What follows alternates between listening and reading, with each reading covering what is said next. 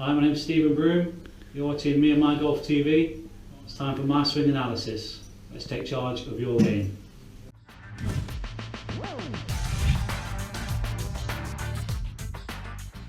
Hello and welcome to Me and My Golf TV. You've joined us here at the beautiful 11th hole at the Asprey in Shropshire, England. We're your coaches Andy and Pierce, and it's time for this week's My Swing Analysis. It sure is. Please get involved. Go to Facebook, Instagram and Twitter and enter the competition today. Let's get you on this tee. Yes. Well, maybe on the screen, Pierce. Oh, on the screen maybe. Yeah, we'll be on the tee.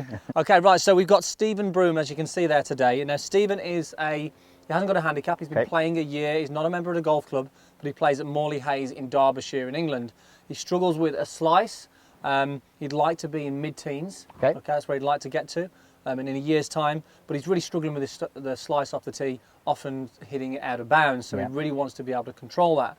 And for someone with no handicap, it's a really good golf swing. Nice swing. So what we want to do today really is just show you with your driver, really, Stephen, how we can change that and give you some time to really square that club face and take the right shot out of the equation. So let's take a look from the down the line view here, what we're going to look at. So pretty good setup. The hands are a little high maybe at the setup there, but we'll sort of go through the swing as we look at it here. Now straight away, Pierce, it doesn't really look like a slicer's golf swing. No. It's a pretty good backswing, plenty of turn, the club moves around the body nicely. Down to impact here, we think, well actually this is pretty good. It's looking good. Yeah, so from here through the shot, again, not bad here, but when we look at the front on view, this is where the couple of things sort of jump out to us. We can still see from the front on here, the hands look very sort of up and straight with the arms, maybe a bit of tension in there. But as you swing back here, pretty good backswing.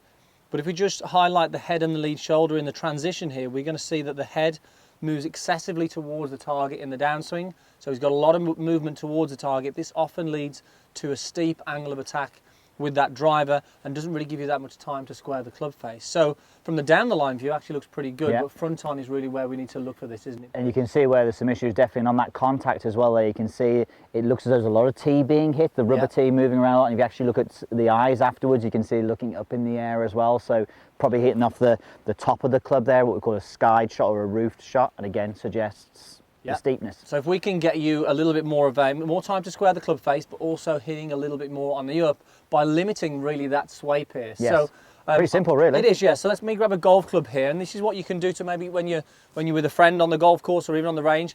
So if you take your setup, Pierce, and just highlight that for us again for the viewers at home. Okay, so what we're seeing is that when we get to the top, as you said, pretty good wind up, looking pretty good, but then we see this move here.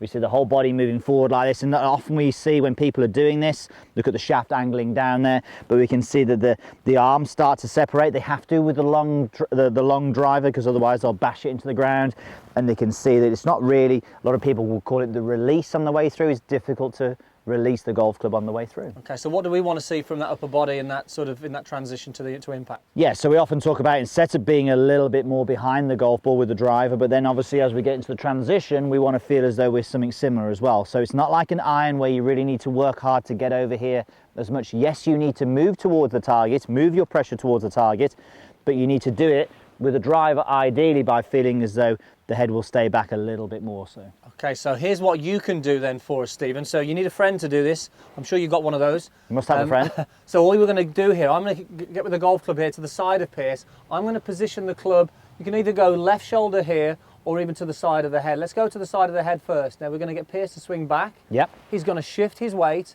But what he's got, there we go, but you can see now his upper body is trailing here. He hasn't moved that lower body, and now he's going to come down to impact.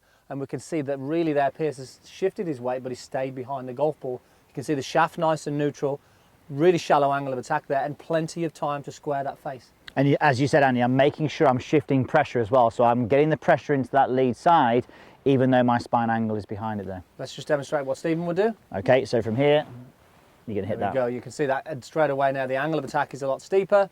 Very difficult to again square the face from there. Yeah, so it is. You can potentially hit a shot doing this as well. So I'm going to actually hold the club next to Pierce's head here while he hits the shot, but as he swings back, I'm just going to move it out the way. And what we're going to do with this as well, and we definitely recommend this to start with as well, just hit a soft one. You know, just if you try and apply the power, we often see when people apply the power, Andy, that they really do get that upper body leaning in. So if we say to you, well, you're just going to actually hit this one a lot softer, that's the first place to go, and then build it up. And also, first time you're doing it with a friend there holding the golf club, it's always a bit safer in his mind, I think, when he's going for a softer shot. So let's have a go at that, shall we, Andy? So I'm just going to hold it here and make sure this is literally going to go 100 yards. All right, here we go. Okay, and as you can see Staying there, behind. great, still got the weight over to his left side, but you can see the upper body was sort of hanging a little bit back, which is fine because that's going to help square the face Yep. and give you that sort of shallow angle of attack. And the progression from that is then just to go full on out with that same sort of feeling. Brilliant. Okay, so hope that helps. Some really good things to work on there for you, Stephen, just by limiting what this body's doing, not so much sway on the way down. Give that a go, post your comments down below, and make sure you enter the competition, guys, for next week. So good luck for next week's competition. Now, to make sure you don't miss any of these videos, maybe even your own swing analysis, make sure you hit the subscribe button. It allows you to keep in touch with everything that we're doing every single week. Yes, definitely. If you want to improve your driving, especially if you want to hit a little bit further, make sure you check out our 5-part video series, Go Long. It's definitely going to help you improve that driving. Click the link right in the corner. It'll take you straight to it. Thanks for watching, guys. We'll see you soon.